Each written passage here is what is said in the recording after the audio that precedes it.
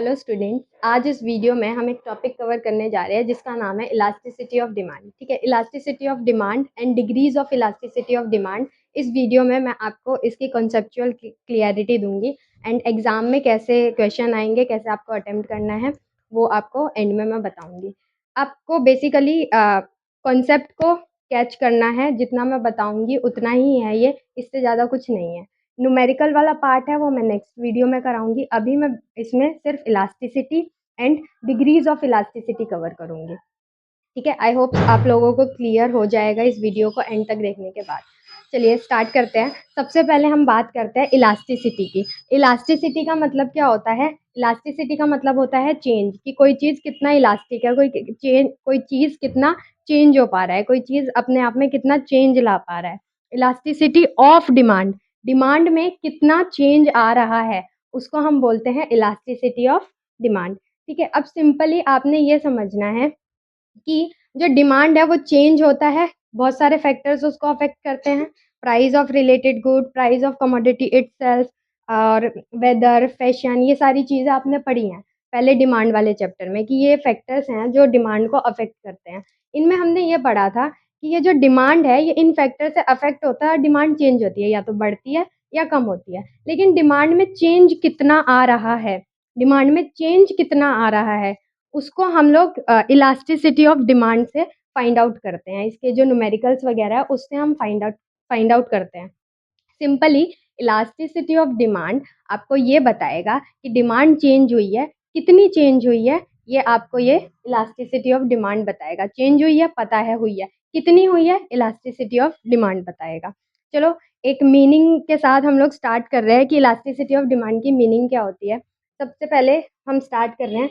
Elasticity of demand refers to responsiveness change in demand. किसमें change? Demand में। responsiveness change in demand due to change in price of commodity, income of consumer and जो price related goods होते हैं उसकी वजह से। आपकी जो डिमांड है वो किस किस की वजह से चेंज होगी? प्राइस की वजह से, जो कमोडिटी आप परचेज करने जा रहे हो मार्केट में उसके प्राइस की वजह से। नेक्स्ट आपकी इनकम की वजह से। और क्रॉस इलास्टिसिटी ऑफ डिमांड में आपका आता है प्राइस रिलेटेड डिमांड। चलो हम मीनिंग के साथ स्टार्ट कर रहे हैं। इलास्टिसिटी ऑफ डिमांड क्या होती है? इलास्टिसिटी ऑफ डिमांड कहता है it is a responsiveness change in demand, demand में change due to change in price और कंज्यूमर की इनकम।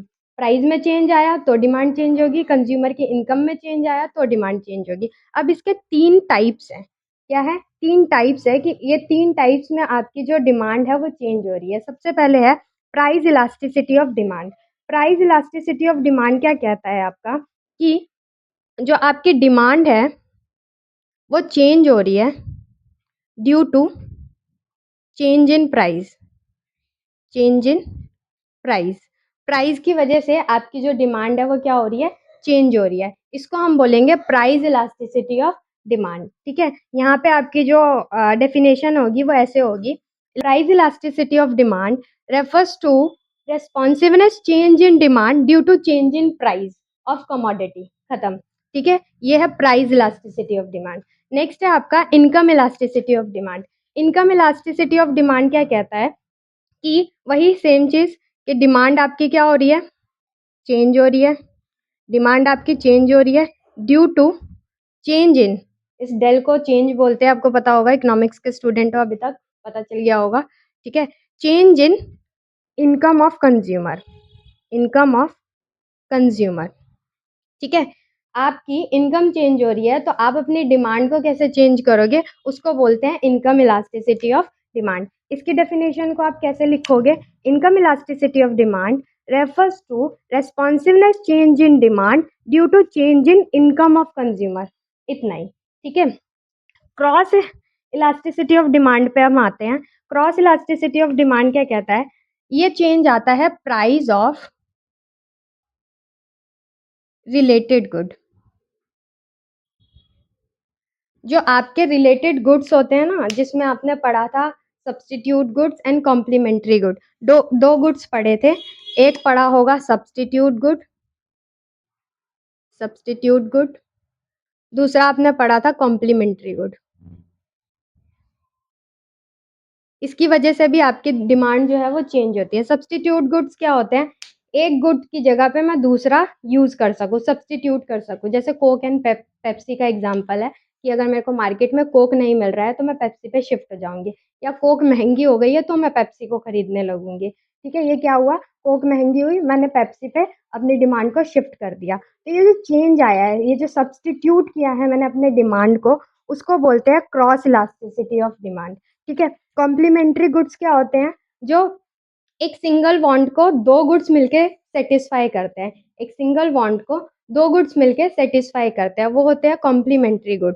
ठीक है? जैसे आपके होते हैं कार एंड पेट्रोल ले लो, कार एंड पेट्रोल, ठीक है? कार एंड पेट्रोल क्या है? एक सिंगल वांट को सैटिस्फाई करते हैं दोनों मिलके। पेट्रोल के बिना कार नहीं चल सकेगी, पेट्रोल होगा, अगर आपको कार चलानी है तो पेट्रोल की नीड होगी। ठीक है? अब ये जो कॉम्प्लीमेंट्री गुड है एंड सब्स्टिट्यूट गुड्स है, इनमें 2 गुड्स आते हैं, एक गुड आता है एक्स, एक गुड आता है वाई। जैसे मैंने अभी आपको कोक एंड पेप्सी का एग्ज़ाम्पल दिया, तो कोक को ले लो गुड एक्स एंड पेप्सी को ले लो गुड वाई।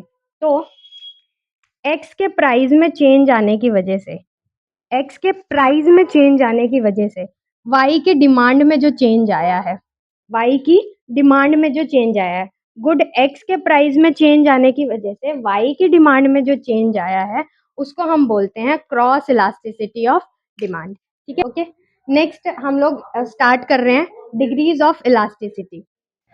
ओके, चलो हम लोग अब स्टार्ट करते हैं degrees of elasticity of demand. इससे पहले जो हमने पढ़ा था वो पढ़ा था इलास्टिसिटी क्या होती है एंड उसके टाइप्स क्या हैं। अब हम पढ़ेंगे degrees of elasticity of demand. इससे इस टॉपिक को स्टार्ट करने से पहले मैं आपको एक इलास्टिसिटी का फॉर्मूला बता रही हूँ।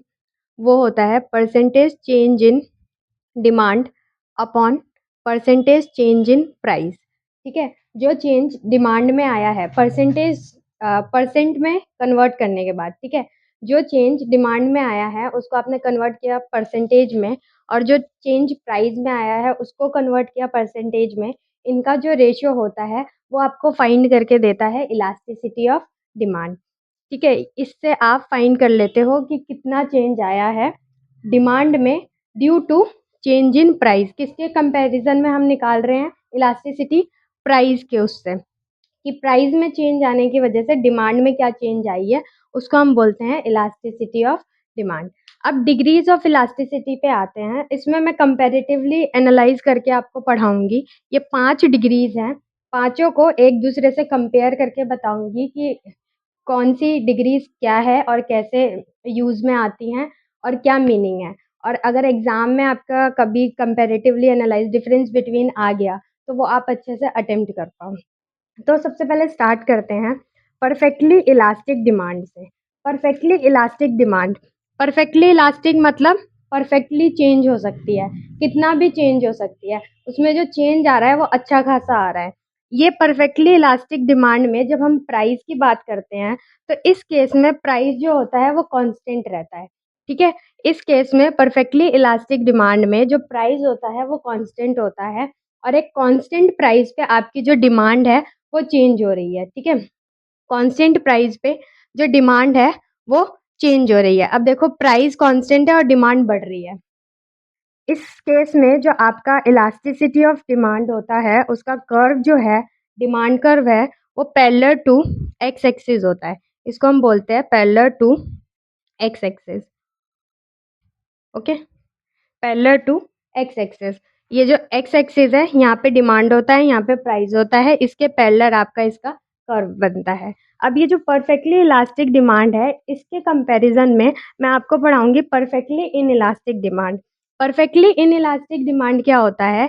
जहाँ पे एक चीज़ और देखना है, यहाँ पे परफेक्टली इलास्टिक डिमांड में जो आपका ईडी होता है, इलास्टिसिटी, वो इन्फिनिटी तक होता है, क्योंकि जो डिमांड है वो चेंज हो रही है। कहाँ तक चेंज हो रही है ये नहीं पता, प्राइस कांस्टेंट है और डिमांड लगातार चेंज हो रही है, इसीलिए जो इलास्टिसिटी है वो इक्वल टू इन्फिनिटी होता है। अब आते हैं इस पे, परफेक्टली इन इलास्टिक डिमांड जो होता है उसमें आपका ईडी जो होता है वो इक्वल टू ज़ीरो होता है। ज़ीरो क्यों होता है? क्योंकि इन इलास्टिक का मतलब नो चेंज, चेंज नहीं आ रहा। प्राइस आपका बढ़ेगा, कम होगा, कुछ भी होगा, आपकी डिमांड जो है वो सेम रहेगी। डिमांड जो है वो सेम रहेगी, कोई चेंज नहीं आएगा डिमांड में। अब 100 से 100 पे ही है डिमांड, ठीक है? तो इसीलिए आपका जो ईडी है वो इक्वल टू 0 है। यहाँ पे मैंने हाँ, हमेशा मैं सॉल्ट का एग्ज़ाम्पल लेती हूँ कि आपके घर में जो सॉल्ट आता है वो एक जो क्वांटिटी होती है वो फिक्स्ड क्वांटिटी होती है, हर मंथ उतना ही सॉल्ट आएगा आपके घर में, ठीक है? कभी ऐसा नहीं होगा कि प्राइस बढ़ गया तो कम लाने लगोगे, प्राइस कम हो गया तो ज़्यादा लाने लगोगे, नहीं होगा कभी भी, ठीक है? तो एक एग्जाम्पल है सॉल्ट जिसकी डिमांड फिक्स रहती है, प्राइस आपका ऊपर नीचे होता है। अब इस केस में जो इसका डिमांड कर्व है वो होता है parallel to Y axis. Okay, parallel to Y axis. ये जो डिमांड कर्व है ये किसके पैरेलल है? वाई एक्सिस के। यहाँ पे प्राइस होता है, यहाँ पे डिमांड होता है, क्वांटिटी डिमांड होता है। डिमांड चेंज नहीं हो रही, 100 है हर केस में, प्राइस चाहे कितना भी बढ़े, ठीक है? नेक्स्ट हम लोग पढ़ते हैं यूनिटरी इलास्टिक डिमांड। इसको इसको और इसको, ये तीन चीज़ें हैं, इनको पढ़ाने में मैं आपको ये फॉर्मूला यूज़ करूँगी। इस फॉर्मूले के थ्रू ही पढ़ाऊँगी कि ये क्या है। यूनिटरी इलास्टिक डिमांड क्या होता है? यूनिटरी इलास्टिक डिमांड कहता है कि भाई जितना चेंज इन परसेंटेज है, change in percentage of price है, उतना change in percentage of demand होना चाहिए। डिमांड में जितना चेंज है उतना ही चेंज प्राइस में होना चाहिए, ठीक है? इक्वल चेंज आना चाहिए कि अगर 20% से डिमांड चेंज हो रही है तो प्राइस भी 20% से चेंज होना चाहिए। इस केस को बोलते हैं यूनिटरी इलास्टिक डिमांड। यहाँ पे आपका ईडी जो होता है वो इक्वल टू 1 होता है। अब एक बार शेड्यूल के थ्रू देख लो, यहाँ पे क्या है, प्राइस में जो चेंज आ रहा है वो 50% का चेंज है, ठीक है? प्राइस में जो चेंज है वो 50% का चेंज है।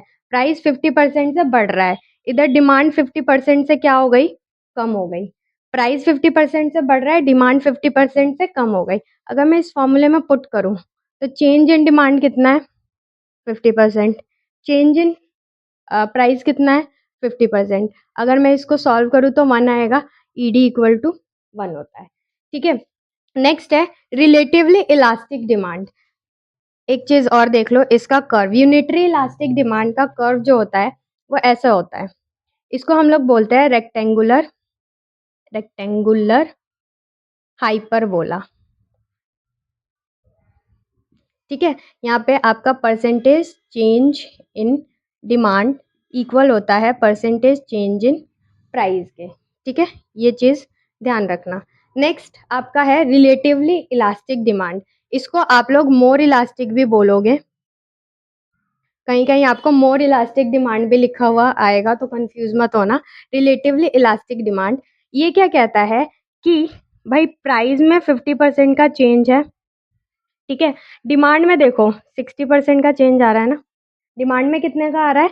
60% का चेंज। यहाँ पे percentage change in demand greater है परसेंटेज चेंज इन प्राइस से, ठीक है? जो डिमांड में चेंज है वो ज़्यादा है प्राइस में चेंज के, ठीक है? सिंपल, डिमांड में चेंज आ रहा है 60% का, प्राइस में चेंज आ रहा है 50% का। अगर मान लो प्राइस 50% से चेंज हो रही है तो डिमांड 60% से चेंज हो रही है, कहीं ना कहीं डिमांड में चेंज जो है वो ज़्यादा है एज कंपेयर प्राइस। इसका हम लोग जो रेशो है वो देखते हैं, ये 50% से जा रहा है, ये 60% से जा रहा है। अब इस केस में जो डिमांड कर्व होता है वो होता है फ्लैटर, ठीक है? फ्लैटर क्या होता है? डिमांड कर्व जो होता है वो फ्लैटर होता है। अब इसी के कंपैरिजन में रिलेटिवली इनइलास्टिक पढ़ेंगे। इस केस में रिलेटिवली इलास्टिक के केस में आपका जो ईडी है, इलास्टिसिटी है, वो ग्रेटर देन 1 है। ग्रेटर देन 1 क्यों है? क्योंकि डिमांड में जो चेंज आ रहा है वो ज़्यादा है। नेक्स्ट हम लोग पढ़ते हैं relatively inelastic demand. Relatively inelastic demand क्या कहता है कि जब प्राइस में चेंज आ रहा है, वापस से प्राइस में 50% का चेंज है, डिमांड में देखो 20% का चेंज है, ठीक है? प्राइस में 50% का, डिमांड में 20% का। तो जो परसेंटेज चेंज इन डिमांड है वो लेस देन होता है परसेंटेज चेंज इन प्राइस के, ठीक है? मान लो अगर परसेंटेज 50% से चेंज हो रही है तो डिमांड कहीं ना कहीं 20% से चेंज होगी, 50 से कम चेंज होगी, ठीक है? जो प्रपोर्शन होगा वो प्राइस के कंपैरिजन में डिमांड का प्रपोर्शन कम होगा। किस केस में? रिलेटिवली इनइलास्टिक डिमांड में। अब इस केस में जो आपका ईडी होता है वो लेस देन 1 होता है। इलास्टिसिटी जो होता है वो लेस देन 1 होता है और इधर जो आपका जो कर्व है, किस केस में रिलेटिवली इनइलास्टिक डिमांड में कर्व जो होता है वो स्टीपर होता है। ठीक है?